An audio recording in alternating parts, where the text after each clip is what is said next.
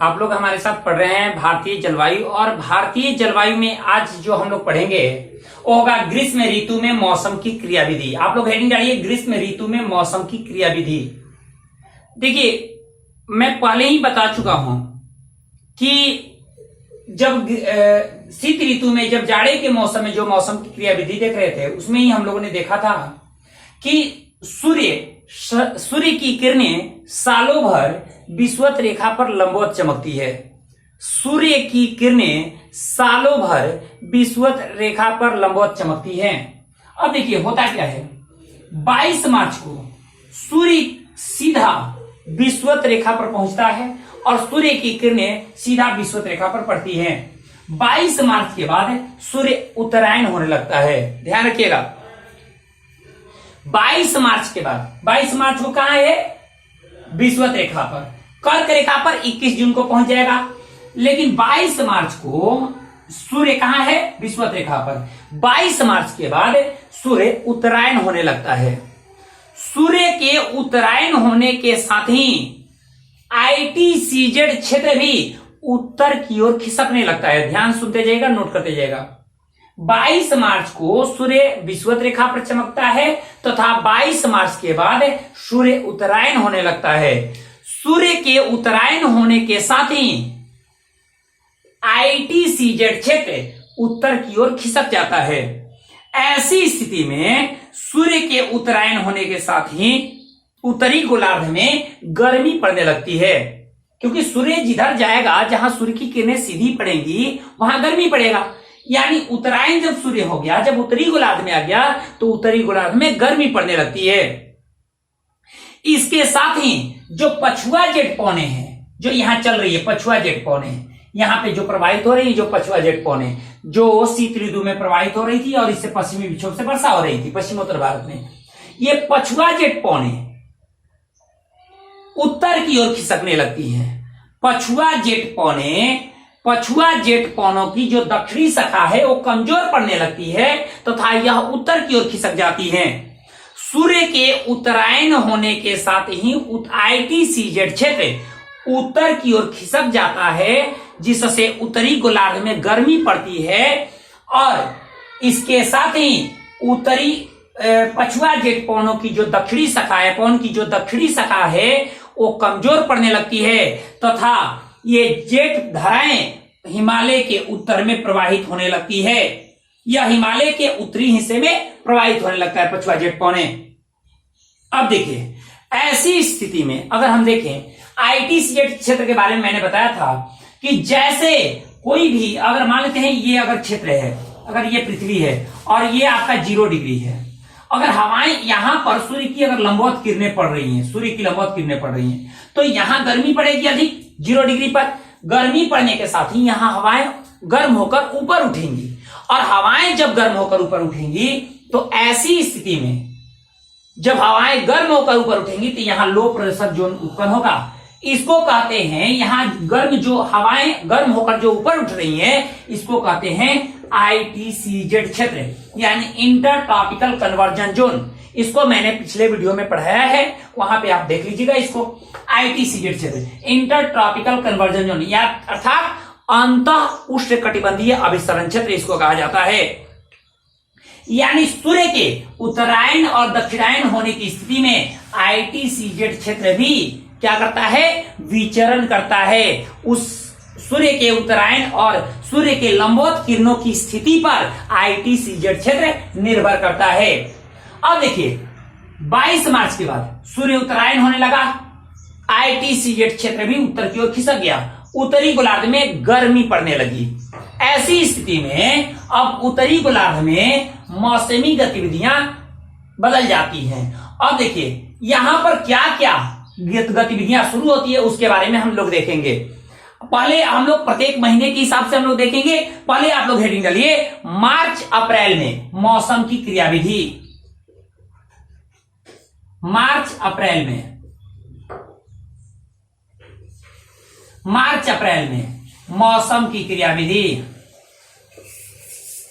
मौसम की क्रियाविधि, मार्च अप्रैल में मौसम की क्रियाविधि। अब देखिए मार्च अप्रैल में मौसम की क्रियाविधि, यहां क्या मौसम रहता है? हम पहले ही बोले सूर्य के उत्तरायण होने के साथ ही उत्तरी गोलार्ध में गर्मी पड़ने लगती है। इसके साथ ही सबसे पहले ये पश्चिमोत्तर भारत, ये पश्चिमोत्तर भारत से ये हिस्सा नहीं, आप ये पाकिस्तान का जो हिस्सा है जो वर्तमान में, ये भी पश्चिमोत्तर भारत के हिस्से में इसको शामिल किया जाता था। तो ये पश्चिमोत्तर भारत क्या होने लगता है? गर्म होने लगता है। सूर्य के उत्तरायण होने के साथ ही उत्तरी गोलार्ध में गर्मी पड़ने लगती है, जिससे पश्चिमोत्तर भारत गर्म होने लगता है। पश्चिमोत्तर भारत में गर्म होने के चलते यहां लो प्रेशर जोन उत्पन्न होता है, यानी निम्न वायु दाब का क्षेत्र उत्पन्न होता है। ये निम्न वायु दाब का जो क्षेत्र विकसित होता है, इससे इस लो प्रेशर जोन को भरने के लिए स्थानीय हवाएं चलने लगती हैं। इस लो प्रेशर जोन को भरने के लिए स्थानीय हवाएं चलने लगती हैं। अब देखिए होता क्या है कि यहां पर हवाएं चलने लगी, उत्तर भारत के मैदानी हिस्सों से हवाएं चलने लगी, हवाएं स्थल खंड से होकर प्रवाहित हो रही है। ये लो प्रेशर जोन इतना अधिक नहीं है, इतना शक्तिशाली नहीं है कि वो बंगाल की खाड़ी से या अरब सागर से हवाओं को खींच सके। ये स्थल खंड से हवाएं प्रवाहित होकर इस लो प्रेशर जोन को भरने लगती हैं। कब? मार्च अप्रैल के महीने में।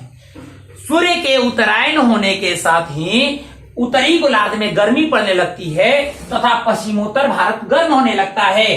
पश्चिमोत्तर भारत के गर्म होने के चलते इस यहां लो प्रेशर जोन उत्पन्न होता है, निम्न वायुदाब क्षेत्र उत्पन्न होता है, और इस निम्न वायुदाब को भरने के लिए उत्तरी भारत में हवाएं चलने लगती है, और ये हवाओं में नमी नहीं होता क्योंकि ये स्थलखंड से प्रवाहित हो रही है, इसीलिए ये हवाएं वर्षा नहीं कराती हैं। ये जो हवाएं प्रवाहित होती हैं ये वर्षा नहीं कराती, इसीलिए धूल उड़ाती हुई जाती हैं, पूरे धूल उड़ाती हुई जाती हैं, धूल भरी आंधियां चलती हैं। मार्च अप्रैल के महीने में धूल भरी आंधियां चलती है, कारण पश्चिमोत्तर भारत में निम्न वायुदाब को भरने के लिए हवाएं चल रही हैं।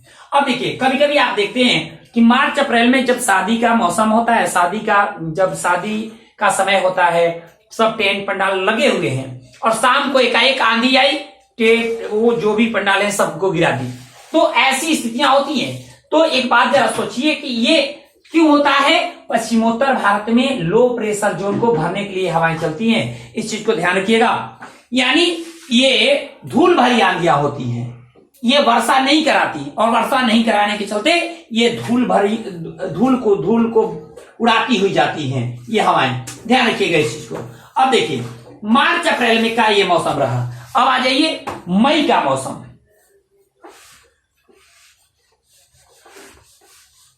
मई का मौसम मई का मौसम देखिए, मई का महीना है। मई के महीने में आपको पता है 22 मार्च के बाद सूर्य उत्तरायण होने लगा। 22 मार्च के बाद सूर्य उत्तरायण होने लगा। सूर्य के उत्तरायण होने के साथ ही ITCZ क्षेत्र भी उत्तर की ओर, उत्तरी गोलार्ध की ओर खिसक जाता है। पश्चिमोत्तर भारत यहाँ गर्मी पड़ रहा है, लेकिन जैसे सूर्य उत्तरायण हुआ और मई का पहला सप्ताह आया, तो मई के पहले सप्ताह तक दक्षिणी भारत में इसकी अवस्थिति बन जाती है। यानी ITCZ क्षेत्र मई के पहले सप्ताह में ITCZ क्षेत्र भारत में प्रवेश कर जाता है। ध्यान रखिएगा, मई के पहले सप्ताह में ITCZ क्षेत्र दक्षिणी भारत में प्रवेश कर जाता है, जिसके चलते हवाएं टकरा कर दक्षिणी भारत में ऊपर उठती हैं, क्योंकि ITCZ क्षेत्र वही है जहां पर दोनों गोलार्धों से आने वाली हवाएं टकरा करके ऊपर उठती हो, और ऊपर उठ करके वहां लो प्रेशर जोन उत्पन्न करती हो। तो हवाओं को गर्म होकर उठने, हवाएं जहां सूर्य की लंबवत किरणें पड़ेंगी वहां क्या स्थिति होगा कि हवाएं गर्म होकर ऊपर उठेंगी। उसको कहेंगे अंत उष्णकटिबंधीय अभिसरण क्षेत्र, मतलब ITCZ क्षेत्र। अर्थात इसको ITCZ क्षेत्र जब भारत में प्रवेश करता है, यानी मई के पहले सप्ताह में जब ITCZ भारत में प्रवेश करने लगता है, तो दक्षिणी भारत मौसमी हलचल का केंद्र बन जाता है। ऐसी स्थिति में दक्षिणी भारत में क्या स्थिति होती है कि दक्षिणी भारत में निम्न वायु दाब को भरने के लिए हवाओं का प्रवाह होने लगता है, चारों ओर से हवाओं का प्रवाह होने लगता है। लेकिन ये हवाएं या तो बंगाल की खाड़ी नहीं तो अरब सागर से होकर आती हैं। ये कहिए तो हिंद महासागर से प्रवाहित होते हुए ये हवाएं आकर के लो प्रेशर जोन को भरने का कार्य करती हैं। अब जरा सोचिए, जहां उत्तरी भारत में, ध्यान सुनिएगा, जहां उत्तरी भारत में मार्च अप्रैल के महीने में धूल भरी आंधियां चलती थी, कारण स्थल खंड से हवाओं का प्रवाह होता था, वहीं मई के महीने में दक्षिणी भारत में समुद्री क्षेत्रों से हवाएं प्रवाहित होकर इस लो प्रेशर जोन को भरने का प्रयास करती हैं, जिसके चलते यहां वो नमी को लेकर आती हैं। वो हवाएं समुद्री क्षेत्रों से नमी को लेकर आती हैं और इस नमी को लेकर आती हैं, और ये नमी कहां छोड़ती है? दक्षिणी भारत के इन क्षेत्रों में। दक्षिणी भारत में जहां लो प्रेशर जोन उत्पन्न है वहां पर ये अपने नमी को छोड़ देती हैं, जिससे यहां पर वर्षा होती है। वास्तव में अगर हम लोग देखें तो यह वर्षा मानसूनी वर्षा नहीं है। वास्तव में हम देखें तो यह वर्षा मानसूनी वर्षा नहीं होती, ये मानसून से पूर्व की वर्षा है। इसी कारण इस वर्षा को हम मानसून पूर्व फुहार कहते हैं। ध्यान रखिएगा, उत्तरी भारत में कहां स्थलखंड से प्रवाहित हो रही थी, इसलिए वर्षा नहीं करा रही थी, धूल भरी आंधियां चल रही थी। लेकिन मई का महीना आया तो मई के महीने में क्या स्थिति बनी? मई के महीने में दक्षिणी भारत में ITCZ क्षेत्र प्रवेश कर गया, जिसके चलते उस लो प्रेशर जोन को भरने के लिए महासागर से हवाएं प्रवेश करने लगी भारत में, और प्रवेश करने के साथ वो नमी को लेकर आई और दक्षिणी भारत में वर्षा हुई। और यह वर्षा मानसून पूर्व वर्षा है। ये वर्षा वास्तव में मानसूनी वर्षा नहीं है, ये मानसून से पहले की वर्षा है। इसी कारण इस वर्षा को मानसून पूर्व फुहार कहते हैं। इतना ही नहीं, अलग अलग राज्यों में, दक्षिणी भारत के अलग अलग राज्यों में इसे अलग अलग नाम से जाना जाता है। अलग अलग राज्यों में अलग अलग, जिस राज्य में जिस फसल के लिए ये लाभदायक होता है उसी नाम पे रख दिया जाता है। जैसे केरल में आम्र वर्षा, क्योंकि आम की फसल के लिए केरल में ये अत्यंत ही लाभदायक होता है। जो मानसून पूर्व फुहार है वो आम के, केरल में आम की फसल के लिए, इन क्षेत्रों में आम की खेती अधिक होती है, और आम की फसल के लिए छोटे छोटे आम होते हैं, छोटे छोटे उस समय तक आम होते हैं, तो वो जब वर्षा होती है ना तो इसको बड़ा लाभ मिलता है। इसी कारण केरल में इसे आम्र वर्षा कहा जाता है। एक बात और, केरल में इसे फूलों वाली वर्षा भी कहते हैं, क्योंकि यहां पर जो कॉफी की खेती होती है, कॉफी के फसल के जो फूल लगते हैं उसके लिए यह बड़ा ही लाभकारी होता है। इसी कारण केरल में इसे आम्र वर्षा या फूलों वाली वर्षा भी कहते हैं। वहीं अगर हम देखें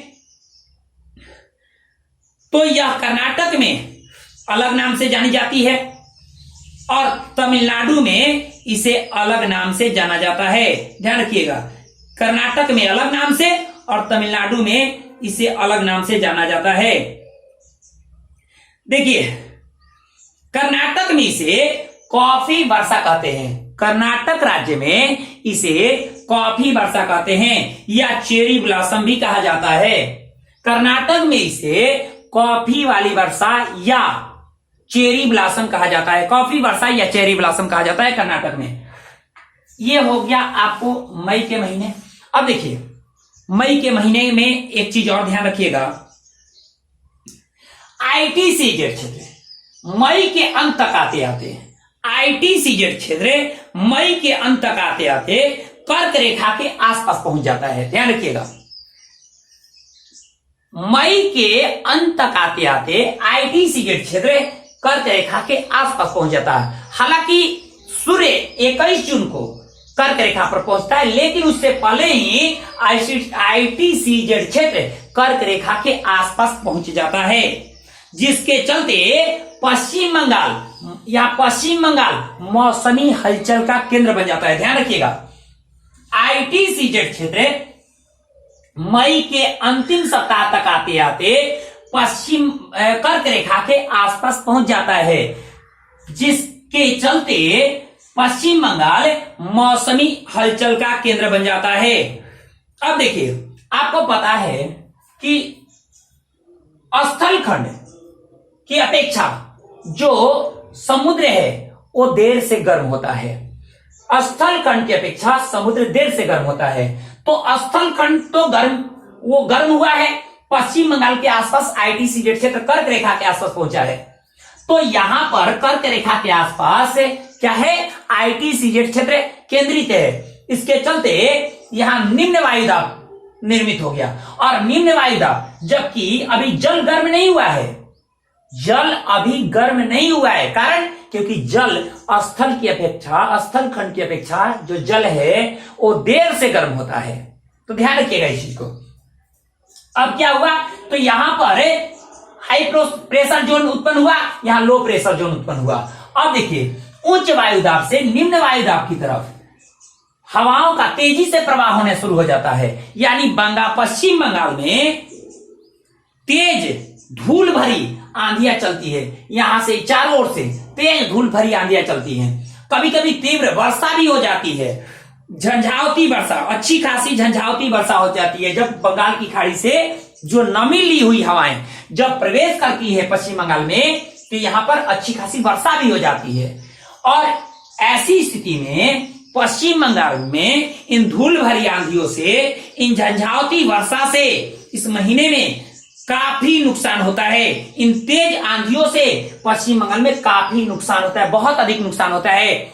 इसी कारण इन हवाओं को हम काल वैसाखी कहते हैं। इन हवाओं को, इस वर्षा को काल वैसाखी कहा जाता है।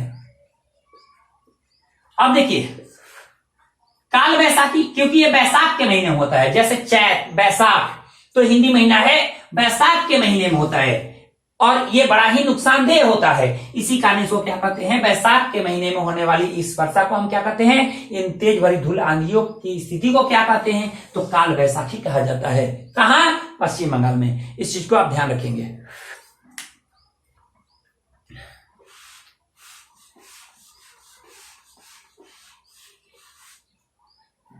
अब देखते हैं जून में, जून की स्थिति क्या है।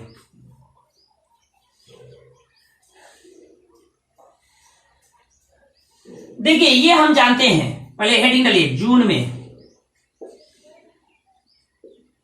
मौसम की क्रियाविधि।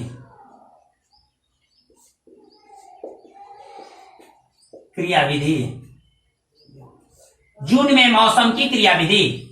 देखिए यहां पे क्या है, हम लोग जानते हैं कि 21 जून को सूर्य कर्क रेखा पर सीधा चमकता है। क्योंकि आपको पता है कि 22 मार्च से सूर्य विषुवत रेखा को पार कर जाता है। 22 मार्च को सूर्य विषुवत रेखा पर चमक रहा है और 22 मार्च के बाद सूर्य उत्तरायण हो गया, जिसके साथ ही उत्तरी गोलार्ध में गर्मी पड़ने लगी। 21 जून को सूर्य कर्क रेखा पर पहुंचता है। चूंकि हम जानते हैं कि 21 जून को सूर्य कर्क रेखा पर सीधा चमकता है, लेकिन इससे पहले ही मई के अंतिम सप्ताह तक आते ITCZ क्षेत्र कर्क रेखा के आसपास पहुंच जाता है। ध्यान रखिएगा, इसको लिखते जाइए।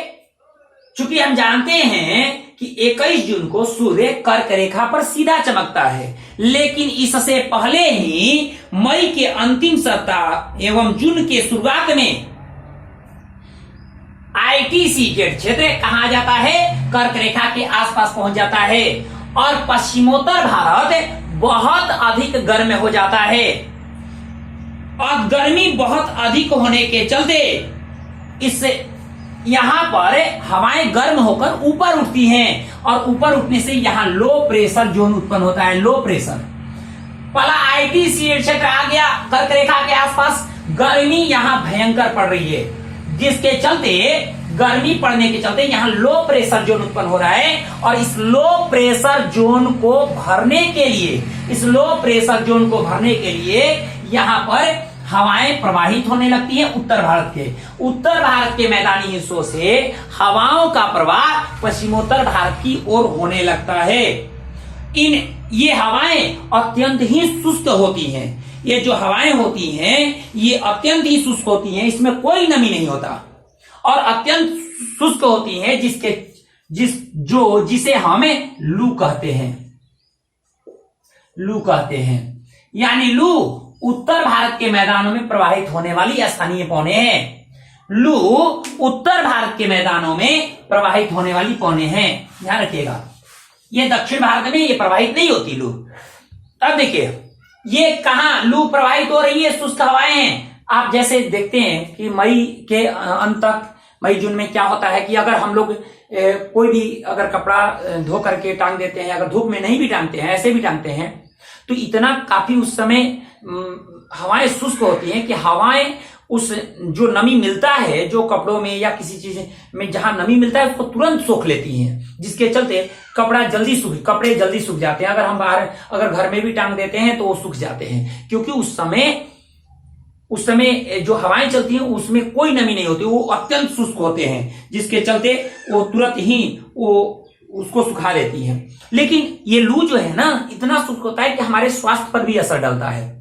अगर मान लेते हैं कि हम लोग के गर्मी के दिनों में अगर मई जून में अगर हम घर से बाहर निकलते हैं तो ये पहला नंबर एक सावधानी हम लोग को बरतना चाहिए, क्योंकि डिहाइड्रेशन की स्थिति उत्पन्न हो सकती है। मतलब हमारे बॉडी को जल की कमी हो सकती है, क्योंकि पसीना बहुत हमारे शरीर से तेज, क्योंकि मान लेते हैं हवाएं क्या है, शुष्क है, और शुष्क जब हवाएं हैं तो हमारे बॉडी पर जब पड़ेंगी तो हमारे बॉडी से नमी को क्या करेंगी, सोख लेंगी, जिसके चलते हमारे बॉडी में जल की कमी हो जाएगी, यानी डिहाइड्रेशन की स्थिति उत्पन्न हो जाती है।